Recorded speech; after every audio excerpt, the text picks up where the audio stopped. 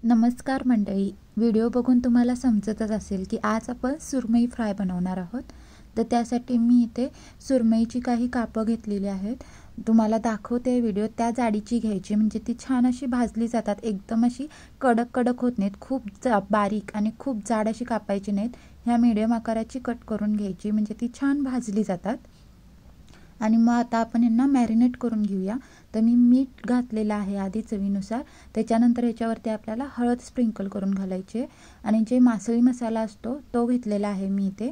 2 चमचे मासळी मसाला घेतला आहे. आणि आलं लसूण मिरची आणि कोथिंबीर याची ही पेस्ट आहे ती घेतलेली आहे. आणि लास्टला याच्यामध्ये मी आगूळ टाकते, म्हणजे जे आमसुलं असतात सोलं त्यांना भिजत ठेवून त्याचं पाणी काढलेलं आहे आणि ते घातलेलं आहे. त्याने मस्त अशी चव येते, उग्रपणा माशाचा आहे तो निघून जातो. आता हे सगळ्या गोष्टी आहेत त्या माशाचे जे पीस आहेत त्यांना दोन्ही साईडनी इव्हनली लावून घ्यायचं. तुम्हाला जर असं लावायला प्रॉब्लेम वाटत असेल तर तुम्ही आलं लसूण पेस्ट किंवा हळद मीठ हे सगळ्या ज्या गोष्टी मी इथे वापरलात त्याची एक पेस्ट करून घेऊन प्रत्येक फोडीला तुम्ही व्यवस्थित अशी लावू शकता. तशी केलात तरी ती सोपी पद्धत पडते. मलाही अशी सोपी वाटते म्हणून मी अशा पद्धतीने याला सगळ्या पीसला व्यवस्थित सगळं सामान आहे ते लावून घेतलेलं आहे. तर तुम्ही बघू शकता इव्हनली सगळ्या ज्या फोडी आहेत त्यांना मी हे सगळं सामान आहे ते लावून घेतले. आणि आता आपल्याला याला अर्ध्या तासासाठी मॅरिनेट करून ठेवायचं आहे. तर एका साईडला ते मी बाजूला करून ठेवलं आहे. तोपर्यंत इथे मी जे वरचं कोटिंग आहे त्याची तयारी करते.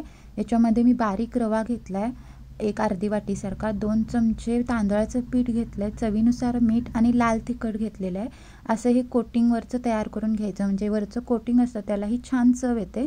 नुसतं तुम्ही जर तांदळाचं पीठ आणि रवा घेतला तर ते फिकं लागतं, असं छान खमंग लागत नाही. यासाठी त्याच्यामध्ये थोडंसं मीठ आणि तिखट ॲड करायचं, व्यवस्थित ते मिसळून घ्यायचं.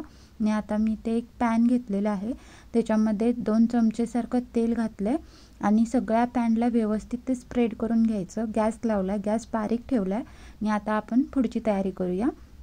एक अर्धा ते पाऊण तास झाला होता मॅरिनेट करत ठेवले होते मी पीस. तर तुम्ही बघू शकता किती छान मॅरिनेट झालेले आहेत. आणि सगळ्या बाजूने त्याला व्यवस्थित तिखट मीठ लागलेलं आहे, असंच आपल्याला पाहिजे. आणि आता आपण हे सगळ्या फोडी आहेत ते जे आपण कोटिंग तयार करून घेतलं होतं त्याच्यामध्ये कोट करून घ्यायचं. व्यवस्थित कोट करायचं, म्हणजे जेवढे कोटिंग तुमचं व्यवस्थित असेल तेवढं जो पीस आहे सुरमईचा तो छान असा क्रिस्पी तयार होतो.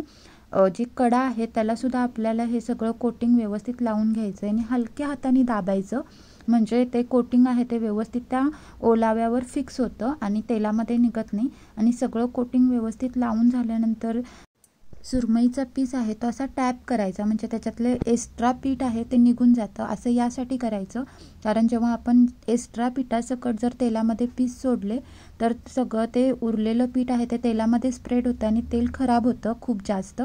तर तसं होऊ नये म्हणून असं 2 ते 3 वेळा टॅप करायचा प्रत्येक पीस आणि मग तेलामध्ये सोडायचा.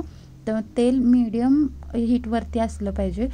खूप जर हाय हीट असेल तर वरचं कोटिंग आहे ते पटकन जळतं आणि मासा आतून तसाच कच्चट लागतो. त्यामुळे लो टू मीडियममध्ये आपल्याला हे पीस भाजून घ्यायचे आहेत.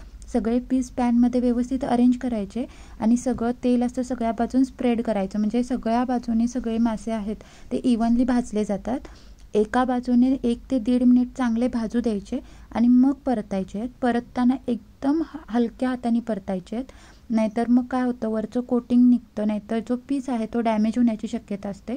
त्यामुळे प्रत्येक पीस आहे तो हलक्या हाताने आपल्याला हा परतायचा आहे.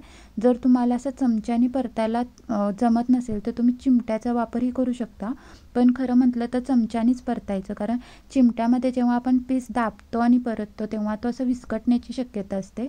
जर तुम्हाला हवं तर 2 चमच्याच्या साह्याने तुम्ही परतलात तरी चालेल, पण असं परतायचं की ते वरचं कोटिंग आहे ते चमच्याला लागून निघता नाही, हलक्या हाताने परतून घ्यायचं. एकदा का तुम्ही परतलात की दुसरी बाजूसुद्धा 1 ते 1.5 मिनिट भाजायची आणि पुन्हा परतायचं. एका वेळेला जेव्हा आपण एक साईड भाजतो ती 1 ते 1.5 मिनिटाच्या वर भाजायची नाही, नाहीतर काय होतं जळण्याची शक्यता असते. परतून परतून आपल्याला याला भाजून घ्यायचं आहे, म्हणजे कलर आहे तो मेंटेन राहतो आणि मासा आतमधून छान भाजला जातो आणि वरचं जे लेअर आहे ती कडक होण्याऐवजी छान अशी क्रिस्पी होते. तर छोटी छोटी टीप असते, आपण लक्षात ठेवून जर केली तर आपला पदार्थ छान होतो. तर बघा 2 ते 3 वेळा आपल्याला हा परतायला लागतो मासा आणि मीडियम टू लो गॅसवरती छान असा खरपूस भाजून घ्यायचा. छान भाजला की आपल्याला इथे गॅस बंद करायचा आहे आणि कोणत्याही टिश्यू पेपरवरती हे सगळे पीस काढून घ्यायचे आहेत, म्हणजे जे एक्स्ट्रा ऑइल असतं ते टिश्यू पेपरमध्ये निघतं आणि आपल्याला छान असे पीस भेटतात. तर सगळे पीस आहेत ते ह्या स्टेपने आपल्याला भाजायचे आहेत. मी एकाच वेळीमध्ये सगळी जी बॅच आहे ती भाजून घेतलेली आहे. टिश्यू पेपरवर 1 ते 2 मिनिट असं ठेवायचं आणि लगेच खायला घेतलात तरी चालेल. आणि हा जो पीस आहे सुरमईचा हा गरम गरम खायलाच छान लागतो. वरून तुम्ही लिंबू पिळलात तर त्याची चव एकदम डबल होते. तर मी तुम्हाला जवळून दाखवते मासे, म्हणजे तुम्हाला आयडिया येईल की हे कसे भाजले गेलेले आहेत. तर मी एका प्लेटमध्ये त्याला सर्व केलं आहे आणि कोथिंबिरीने गार्निश केलेलं आहे. तुम्ही बघू शकता किती छान आपला मासा भाजून तयार झालेला आहे. एकदम छान क्रिस्पी झाला होता, चवीलाही अप्रतिम झाला होता. अशा स्टेपने तुम्ही मासा भाजून बघा, तुम्हाला नक्की आवडेल. आणि आजची रेसिपी आवडली असेल तर रेसिपीला लाईक करा, शेअर करा. चॅनलवर नवीन असाल तर चॅनलला सबस्क्राईब करा, बेल आयकॉन दाबा, म्हणजे माझ्या रेसिपीज सर्वात आधी तुमच्यापर्यंत पोहोचतील. पुन्हा भेटू, बाय बाय.